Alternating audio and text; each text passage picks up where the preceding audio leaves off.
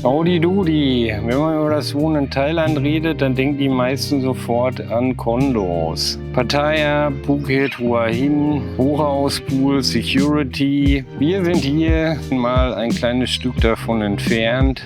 JWD, also jahresweit draußen. In einem sogenannten Moban, also einem klassischen Wohngebiet. Haus mit Garten, Kaufpreis um die 100.000 Euro damals. Oder wenn man mietet, so 20.000 bis 25.000 Baht im Monat würde ich schätzen. Kein Kondo, kein Hochhaus. Platz, Ruhe, Landluft, Sicherheitsdienst und oft noch Park, Pool und Gym am Start. Und ja, je näher du nach Pattaya, Hua Hin oder Phuket willst, desto mehr bezahlst du natürlich. Nachdem das letzte Video ja international für Furore gesorgt hat, 17 Oscar-Nominierungen, unter anderem beste Dose, bester Schnitt und bestes Licht, machen wir heute mal was Kürzeres. Ich zeige euch jetzt kurz das Haus und danach machen wir mal echt einen Kassensturz. Miete, Strom, Wasser, Moban-Fees, ohne Thailand-Romantik. Willkommen bei Danny Cheers und let's go!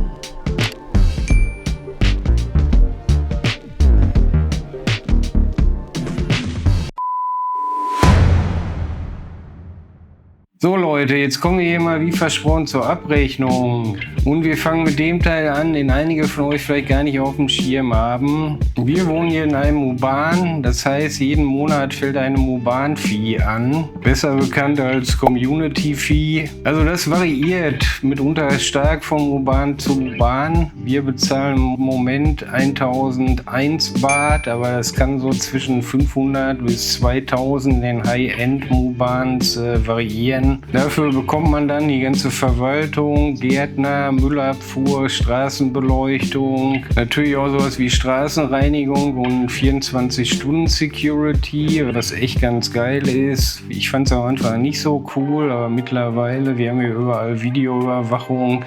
Ja, das gibt schon irgendwie so ein extra Gefühl an Sicherheit, muss ich ganz ehrlich sagen. Wenn man hier irgendwo in der Pampa wohnt und es verirrt sich mal eine Schlange ins Wohnzimmer, hier kannst du halt hier dann irgendwie die Security rufen und alles ist wesentlich luscher. Es kommt auch nicht jeder Hans und Franz rein, sozusagen. Die werden alle kontrolliert vorher an der Pforte.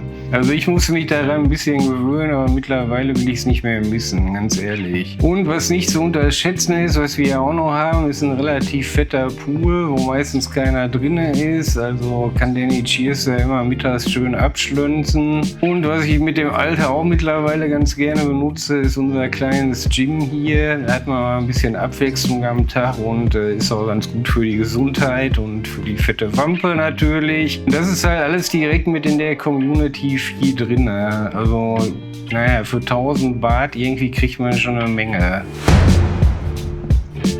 Ja, dann kommt als nächstes der Strom. Der liegt bei uns so zwischen 1200 bis 1300 Baht im Monat.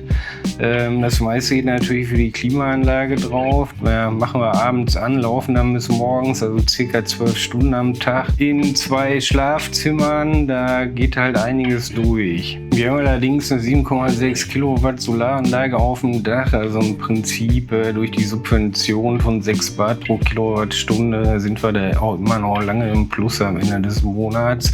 Das war mal eine nicht so ganz schlechte Investition. Ansonsten tagsüber operieren wir ja auch ehrlich gesagt eigentlich zu 99% nur mit Ventilatoren.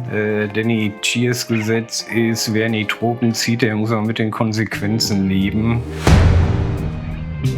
Ja, also nächster Punkt, Wasser, das ist bei uns irgendwie um die 130, 150 Baht im Monat, da kann man echt nicht meckern, das kann man auch ganz gut verknusern. Wie man kurz eben im Video vielleicht ansatzweise sehen konnte, wir haben hier unten so ein Wasserfiltersystem. Das kostet halt irgendwie schon mal 2.500, 3.000 Baht, glaube ich, da alle Filter zu wechseln. Aber die halten dann auch 2 Jahre. Da habt ihr immer frisches Wasser mit und irgendwie nicht so mega viel Plastikmüll. Also das ist auf jeden Fall eine lohnenswerte Investition.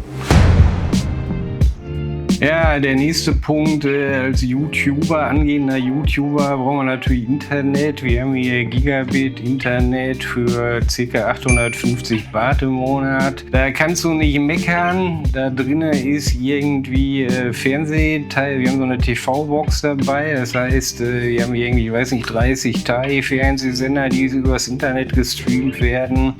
Dabei ist HBO Max, also einmal Live-TV kannst du gucken. Zum anderen kriegst du da halt irgendwie die ganzen Serien von denen in der Mediathek und das ist ehrlich gesagt teilweise besser als der Schlönz, den man auf Netflix sieht. Also das ist wirklich schon ziemlich geil. Dazu gibt es noch Monomax, da ist aber mehr so asiatischer Kram, angeblich auch ein bisschen Live-Sports oder whatever. Das ist nicht so ganz mein Ding, aber gut, das kann man auch nicht meckern für den Preis. Und was absolut genial ist für so jemand wie mich, der den gerade jeden Baht 3-mal umdreht, ist, du hast eine SIM-Karte umsonst mit dabei mit 10 GB Datenvolumen und das ist völlig ausreichend für mich, weil ich meistens so eine halbe Stunde im Gym vielleicht mal YouTube höre. Ansonsten meistens zu Hause bin. Völlig genial, da ich noch keine Livestreams auf YouTube mache, komme ich damit auch absolut gut klar. So.